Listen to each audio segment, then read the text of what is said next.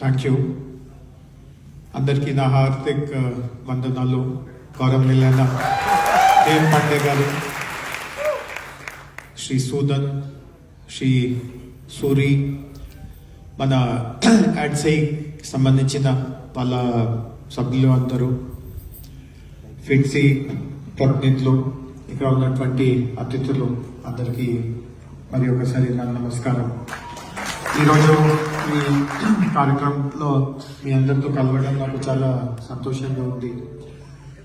ఇందాక చౌహాన్ గారు చెప్పినట్టుగా కనీసం ఒక 10 సంవత్సరాల నుంచి ఈ డైరెక్ట్ సెల్లింగ్ విధానంలో ఎట్లాంటి మార్పులు చేర్పులు అవసరం ఉందో, ఎట్లాంటి ఇబ్బందులు అందరూ ఎదురవుతున్నారో నేను గత 10 సంవత్సరాల నుంచి వాటిని క్షుణ్ణంగా పరిశీలిస్తున్నాము.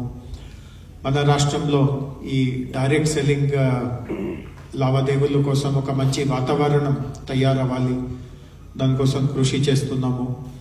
అయినప్పటికీ కూడా కొన్ని సమస్యలు, ముఖ్యంగా సమన్వయానికి సంబంధించిన సమస్యలు, ఎందుకంటే ఈ విషయంలో 3-4 శాఖల మధ్యలో చాలా సమన్వయం అవసరం ఉంది.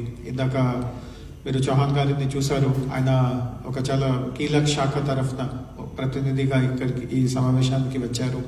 కన్స్యూమర్ అఫేర్స్ శాఖకి ఈ రంగంలో చాలా బాధ్యతలు ఉంటాయి.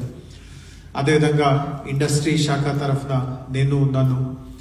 అండ్ వీటన్నిటితో పాటు పోలీస్ నుంచి కూడా మనకు అన్ని రకంగా సహాయ సహకారం కూడా అవసరం ఉంటుంది.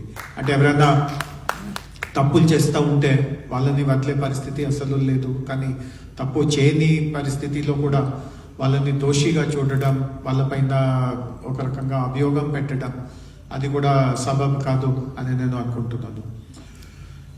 తెలుగు సమజ్రే क्या which language is going well?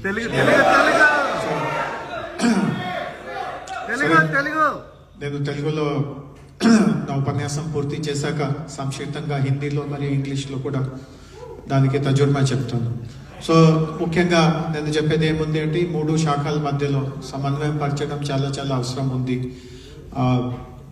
Industry శాఖ తరఫున చాలా మందికి తెలియకపోవచ్చు, కేంద్ర ప్రభుత్వంలో హేమ్ గారు ఉన్నప్పుడు ఆయన ఒక గైడ్ లైన్స్ తయారు చేశారు. అంటే అన్ని రాష్ట్రాల్లో డైరెక్ట్ సెల్లింగ్కి ప్రోత్సహించుకోవడానికి ఇట్లాంటి గైడ్ లైన్స్ అవసరం ఉంటుందో, మన రాష్ట్రంలో ఈ గైడ్ లైన్స్ని చాలా తొందరలోనే అమల్లోకి తీసుకురావడానికి మేము ప్రయత్నం చేశాము.